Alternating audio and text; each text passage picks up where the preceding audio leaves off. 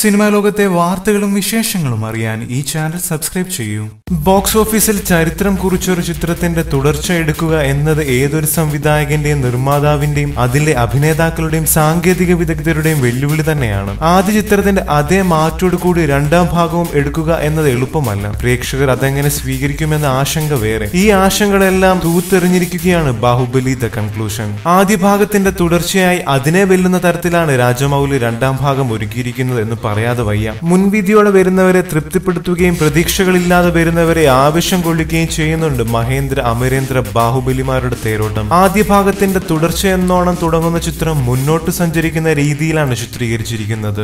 തെക്കുദേശത്തു നിന്നും വന്ന കാലികേയന്മാരെ തുരുത്തി വിജയശ്രീലാളിതരാവുന്ന അമരേന്ദ്ര ബാഹുബലിയുടെയും കുടിലതന്ത്രങ്ങൾ നെയ്ത മാഹിഷ്മതിയുടെയും അധികാരം കൈയാളാൻ ശ്രമിക്കുന്ന പൽവാൾ ദേവന്റെയും പോരാട്ടത്തിന്റെ കഥ കൂടിയാണ് ബാഹുബലി. ആദ്യ ഭാഗത്തിൽ കാണാത്ത ചില മുഖങ്ങൾ കൂടി ഈ ചിത്രത്തിൽ നമുക്ക് കാണാനാവും. പരസ്പരം പോരടിക്കുന്ന ബാഹുബലിയുടെയും പൽവാൾ ദേവന്റെയും പശ്ചാത്തലമായി കാണിക്കുന്ന വന്യത നിറഞ്ഞ മാഹിഷ്മതിയുടെ മറ്റൊരു മുഖമാണ്.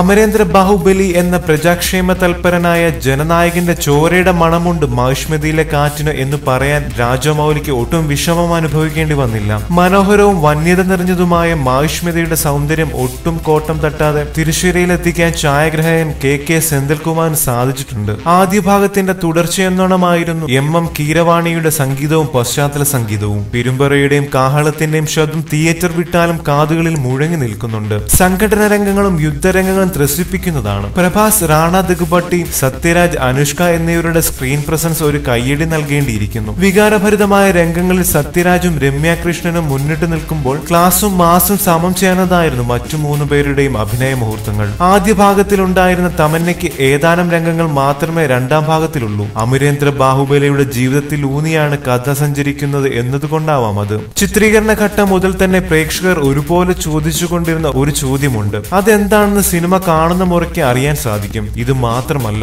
ആദ്യ ഭാഗത്തിൽ ഉയർന്നിരുന്ന ഓരോ ചോദ്യത്തിനും അക്കമിട്ട് മറുപടി പറയുന്നുണ്ട് രാജമൗലി എന്ന മിസ്റ്റർ പെർഫെക്ഷനിസ്റ്റ്. സിനിമയുടെ മൊഴിമാറ്റം എടുത്തു പറയേണ്ട ഒന്നാണ്. ആളുകൾക്ക് തിയേറ്ററിൽ വന്നിരുന്ന് കാണാനുള്ളതാണ് എന്ന പൂർണ്ണ ബോധ്യത്തോടെ വിട്ടുവീഴ്ചകളില്ലാതെയാണ് ചിത്രം മൊഴിമാറ്റം ചെയ്തിരിക്കുന്നത്. തെലുങ്കിൽ നിന്ന് മലയാളത്തിലേക്ക് മൊഴിമാറ്റിയെത്തുന്ന ചിത്രങ്ങൾ ഈ കാര്യം ഒന്ന് പരിഗണിച്ചെങ്കിൽ നന്നായിരുന്നു. മലയാളത്തിലും ഇതിനോടകം ബ്രഹ്മാണ്ഡ ചിത്രങ്ങൾ പ്രഖ്യാപിച്ചിട്ടുണ്ട്. അവയ്ക്കെല്ലാം പ്രചോദനമായത് ബാഹുബലി തന്നെയാണ് എന്ന് പറയേണ്ടി വരും. അവർക്ക് സാങ്കേതിക തികവിന്റെ കാര്യത്തിലും അഭിനേതാക്കളെ തിരഞ്ഞെടുക്കുന്നതിലും എങ്ങനെ വിട്ടുവീഴ്ച ചെയ്യാതിരിക്കാം എന്നതിന് ഉത്തമ ഉദാഹരണമാണ് ബാഹുബലി. കേട്ടറിഞ്ഞതൊന്നുമല്ല, അതിനപ്പുറമാണ് ബാഹുബലി എന്ന് ചുരുക്കം. കൂടുതൽ സിനിമാ ലോകത്തെ വാർത്തകളും വിശേഷങ്ങളും അറിയാൻ സബ്സ്ക്രൈബ് ചെയ്യുക. നന്ദി.